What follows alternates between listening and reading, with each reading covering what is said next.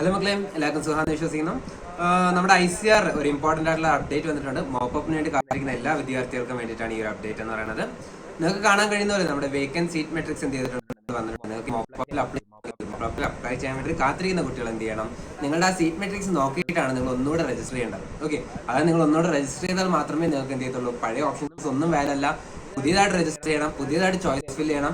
ആദ്യമേ രജിസ്റ്റർ ചെയ്ത കുട്ടികൾ മീൻസ് ലാസ്റ്റ് അലോട്ട്മെന്റ് രജിസ്റ്റർ ചെയ്ത കുട്ടികളാണെങ്കിൽ നിങ്ങൾ എന്ത് ചെയ്യേണ്ട ആവശ്യമില്ല, ഒന്നുകൂടെ രജിസ്റ്റർ ചെയ്യേണ്ട ആവശ്യമില്ല. നിങ്ങൾക്ക് എന്താ ഓൾറെഡി നിങ്ങൾ രജിസ്റ്റർഡ് ആണ്.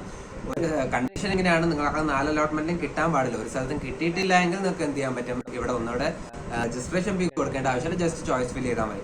ചോയ്സ് ഫിൽ ചെയ്യുമ്പോൾ ശ്രദ്ധിക്കുക, നിങ്ങൾക്ക് ഏതൊക്കെയാ സീറ്റ്സ് ബാക്കിയുള്ളതെന്ന് മനസ്സിലാക്കിയിട്ട് മാത്രം നിങ്ങൾ എന്ത് ചെയ്യുക, നിങ്ങളുടെ ചോയ്സ് ഫില്ലിങ് കൊടുക്കാൻ വേണ്ടി ശ്രദ്ധിക്കുക.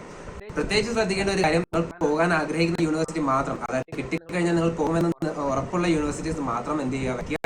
അല്ലാത്ത യൂണിവേഴ്സിറ്റീസ് വെച്ച് കഴിഞ്ഞാൽ നിങ്ങൾക്ക് ആ ഒരു യൂണിവേഴ്സിറ്റി കിട്ടിക്കഴിയുമ്പോൾ നിങ്ങൾക്ക് എന്ത് ചെയ്തെന്ന് വരത്തില്ല, പോകാൻ കഴിഞ്ഞെന്ന് വരത്തില്ല. ഓക്കെ, അങ്ങനെ പോകാൻ കഴിയാത്ത പക്ഷം നിങ്ങളുടെ ഫീസ് ഒന്നും തിരിച്ച് റീഫണ്ട് ആകത്തുമില്ല.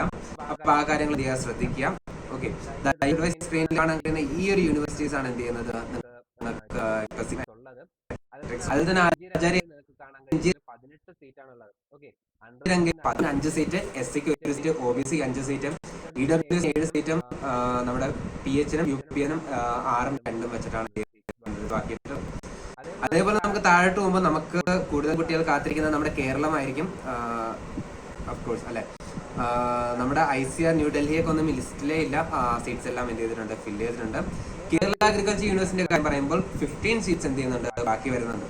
പക്ഷെ അപ്പോഴും ശ്രദ്ധിക്കുക, നിങ്ങൾ അപ്ലൈ ചെയ്ത് കഴിഞ്ഞാൽ ഓൾമോസ്റ്റ് ഒരു 1000 റേഞ്ചിന് മുകളിലോട്ടുള്ള കുട്ടികളൊക്കെ ആണെങ്കിൽ ആ യൂണിവേഴ്സിറ്റി വെച്ചിട്ട് വലിയ കാര്യമില്ല. എന്നാൽ കേരള അഗ്രികൾച്ചർ യൂണിവേഴ്സിറ്റി സ്വന്തം ഡൊമസ്റ്റൈൽ സ്റ്റേറ്റിലോട്ട് കിട്ടാൻ വേണ്ടി നിങ്ങൾ എന്ത് ചെയ്യണം, അത്യാവശ്യം ഹയസ്റ്റ് റാങ്കിങ് തന്നെ വേണം. അപ്പോൾ അതിനുവേണ്ടി നിങ്ങൾ എന്ത് ചെയ്യുക, ശ്രദ്ധിക്കാം. ആ യൂണിവേഴ്സിറ്റി എന്ത് ചെയ്യുക, വയ്ക്കാതിരിക്കുക. ഇല്ല, വെച്ചോളൂ, വയ്ക്കുന്നതിൽ കുഴപ്പമൊന്നുമില്ല. ഫസ്റ്റ് അലോട്ട്മെന്റ് വെച്ചോളൂ, ഫസ്റ്റ് ഓപ്ഷനായിട്ട് വെച്ചോളൂ. പക്ഷെ ആ ഒരു യൂണിവേഴ്സിറ്റി മാത്രം ഡിപ്പെൻഡ് ചെയ്ത് എന്ത് ചെയ്യുക, വയ്ക്കാതിരിക്കുക. ഒരുപാട് സ്റ്റുഡൻസ് എന്ത് ചെയ്യുന്നുണ്ട്, ഈ ഒരു സീസണായിട്ട് കോമ്പീറ്റ് ചെയ്യുന്നുണ്ട്. അപ്പോൾ അതെന്ത് ചെയ്യുക, ശ്രദ്ധിക്കുക. അതേപോലെ പിന്നീട് കുട്ടികൾ ആഗ്രഹിക്കുന്ന മറ്റൊരു കോളേജാണ് നമ്മുടെ തമിഴ്നാട് അഗ്രികൾച്ചർ യൂണിവേഴ്സിറ്റിയിൽ 31 സീറ്റാണ് എന്ത് ചെയ്യുന്നത് ഇപ്പൊ ബാക്കിയായിട്ടുള്ളത്. BSc അഗ്രികൾച്ചറിന് 31 സീറ്റ് ഉണ്ട്.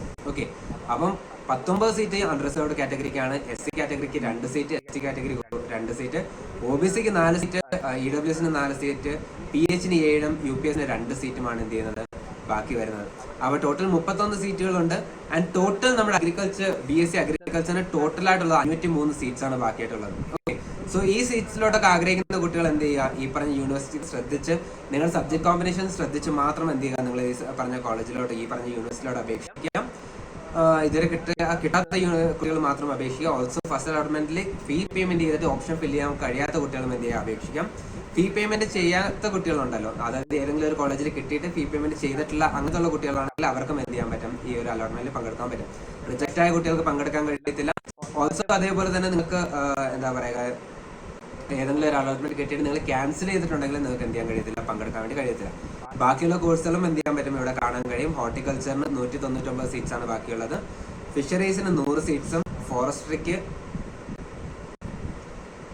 105 സീറ്റ്സ്, കമ്പ്യൂട്ടർ സയൻസിന് 152 സീറ്റ്സും, അതേപോലെ തന്നെ ഫുഡ് ന്യൂട്രീഷൻ ആൻഡ് ഡയറ്റക്സിന് 23 സീറ്റ്സ് ഉണ്ട്. സെറികൾച്ചറിന് 18 സീറ്റ്സ് ഉണ്ട്. ആൻഡ് പിന്നെ ബാക്കിയെല്ലാം BTech കോഴ്സുകളാണ്. അപ്പോൾ ഇതനുസരിച്ച് നിങ്ങൾ എന്ത് ചെയ്യുക, നിങ്ങളുടെ ചോയ്സ് ഫിൽ ചെയ്യുക.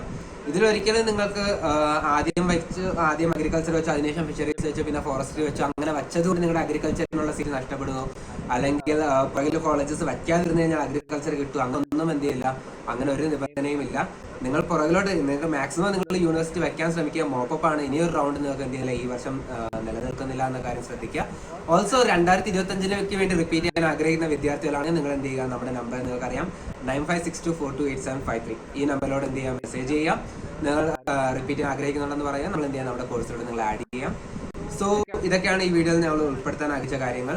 എന്തെങ്കിലും ഡൗട്ട്സും കാര്യങ്ങളുണ്ടെങ്കിൽ കമന്റ് ചെയ്യാം. ഓക്കെ, അടുത്ത വീഡിയോ ആയിട്ട് വീണ്ടും കാണാം.